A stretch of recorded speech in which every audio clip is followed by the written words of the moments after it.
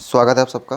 तो जैसा कि आप देख पा रहे हैं कि आज हम लोग फ़ेज़ 9 में जो जो डॉक्यूमेंट सबमिट करना होता है स्क्रूटिनी के लिए, उसके बारे में जानेंगे। तो सबसे पहले हम लोग देखेंगे कि कौन कौन सा डॉक्यूमेंट चाहिए। तो सबसे पहला जो है, आप देख पा रहे हैं कि यहाँ अटेस्टेड किया हो गया है, यानी कि आपको हर एक डॉक्यूमेंट में सेल्फ अटेस्टेड करना होगा, मतलब कि अपना सिग्नेचर और डेट, जिस दिन आप जमा कर रहे हैं उस दिन का डेट दे देना है। ठीक है, पहला काम ख़त्म। नेक्स्ट है, सबसे पहले आपको ये जो प्रिंट आउट किए थे जब आप फॉर्म भरे थे, तो प्रिंट आउट रजिस्ट्रेशन स्लिप, यानी कि ये वाला आपको उसका ज़ेरॉक्स देना होगा। जैसे ये 3 पेज का था तो 3 पेज मैंने सभी में सेल्फ अटेस्टेड करके दे दिया। ये पहला डॉक्यूमेंट हुआ। नेक्स्ट डॉक्यूमेंट है आपका जो एग्ज़ाम जो देने गए थे, तो उसमें जो आपको एडमिट कार्ड दिया गया था, वो वाला आपका एडमिट कार्ड। नेक्स्ट है अब 10th में 10th का एडमिट कार्ड, 10th का मार्कशीट, 10th का ओरिजिनल सर्टिफिकेट। ठीक है, यानी कि मूल प्रमाण पत्र जिसे कहते हैं। फिर है आपका 12th का सर्टिफिकेट, यानी कि एडमिट कार्ड। नेक्स्ट है आपका 12th का मार्कशीट। उसके बाद है आपका 12th का मूल प्रमाण पत्र। फिर है आपका डिग्री 1, यानी कि आप जब ग्रेजुएशन किए थे तो डिग्री 1 के लिए एडमिट कार्ड डिग्री 1 का, फिर डिग्री 1 का मार्कशीट, फिर डिग्री 2 का एडमिट कार्ड, उसी तरह डिग्री 2 का मार्कशीट। नेक्स्ट है डिग्री 3 का एडमिट कार्ड, डिग्री 3 का तीनों का जो मिलाकर जो आता है मार्कशीट वो। फिर डिग्री 3 का यानी ग्रेजुएशन का आपका मूल प्रमाण पत्र, अगर आपके पास है तो वो दे दीजिएगा। फिर नेक्स्ट है आपका वोटर आईडी कार्ड, फिर आधार कार्ड। उसके बाद है जाति प्रमाण पत्र। अब जाति प्रमाण पत्र में आपको एक चीज़ ध्यान रखना है कि आपको डीसी तक बना हुआ होना चाहिए, डिप्टी कमिश्नर या फिर डीएम तक का आपका बना होना चाहिए। क्योंकि नोटिफिकेशन में जब आप देखिएगा तो वहाँ पर लिखा हुआ क्लियरली कि ओबीसी कहाँ तक बना होना चाहिए, डीसी, डीएम, ईटीसी भी लिखा हुआ है। ठीक है, अगर आपके पास नहीं है तो फिर आप तो फिर एसडीओ तक बना हुआ या फिर सीओ तक बना हुआ दे सकते हैं, लेकिन अगर आपके पास डीसी तक बना हुआ तो दे सकते हैं वो चीज़।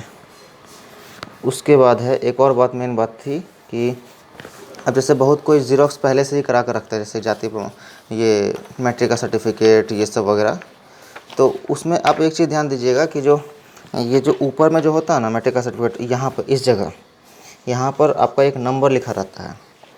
ये नंबर मिटा हुआ होना नहीं चाहिए, ये नंबर क्लियरली लिखा होना चाहिए, क्योंकि यही सर्टिफिकेट नंबर है आपका।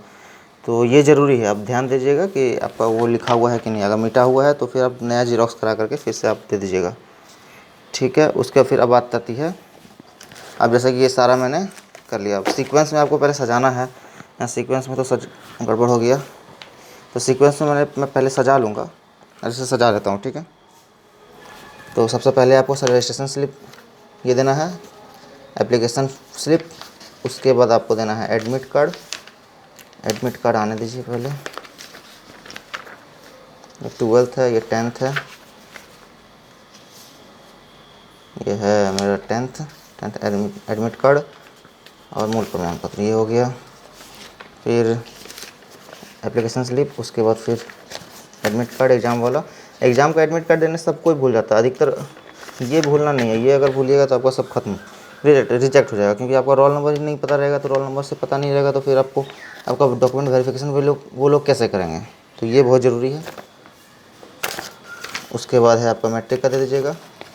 मैट्रिक के बाद आपका 12th का एडमिट कार्ड। एडमिट कार्ड के 12th का एडमिट कार्ड हो जाएगा।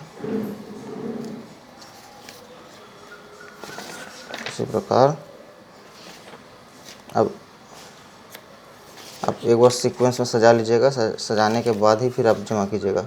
ये भी एक प्रोसेस ही है, क्योंकि फिर उनको परेशानी होगी, फिर उनको परेशानी करना नहीं है उनको। फिर हाँ, तो यहाँ पर क्या हो गया, एडमिट कार्ड हो गया 12th का। 12th के एडमिट कार्ड के बाद 12th का मार्कशीट। मार्कशीट के बाद 12th का मूल प्रमाण पत्र यानी कि ओरिजिनल सर्टिफिकेट। उसके बाद है डिग्री 1 का एडमिट कार्ड, डिग्री 1 का मार्कशीट, डिग्री 2 का एडमिट कार्ड, डिग्री 2 का मार्कशीट। फिर डिग्री 3 का मार्कशीट, डिग्री 3 का मूल प्रमाण पत्र, ये हो गया। उसके बाद फिर आपका आधार कार्ड, वोटर कार्ड और लास्ट में ओबीसी सर्टिफिकेट। ओबीसी सर्टिफिकेट के कहाँ तक बना होना चाहिए, डीसी तक का।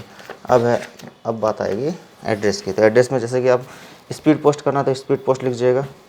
स्पीड पोस्ट लिखने के बाद अब यहाँ पर एक अंडरलाइन भी कर लीजिएगा, अच्छा रहेगा देखने में कि आपको स्पीड पोस्ट करना है, ठीक है।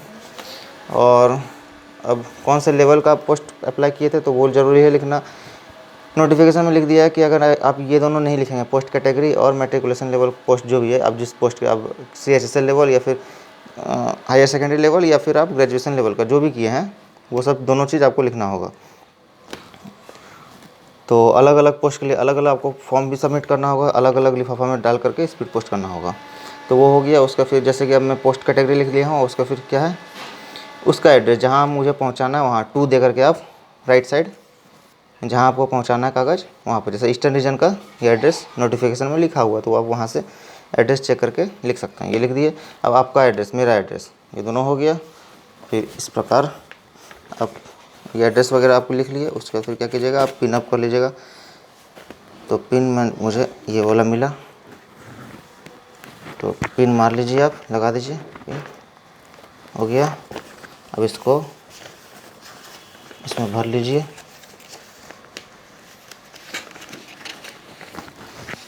भरने के बाद यहाँ पर ग्लू लगा के आप सेलो टेप लगा दीजिए। आपका हो गया तैयार। अब वहाँ जाकर के पोस्ट ऑफिस में जाकर आप इसको स्पीड पोस्ट कर दीजिए, कंप्लीट हो जाएगा आपका वीडियो, मतलब आपका काम, ठीक है।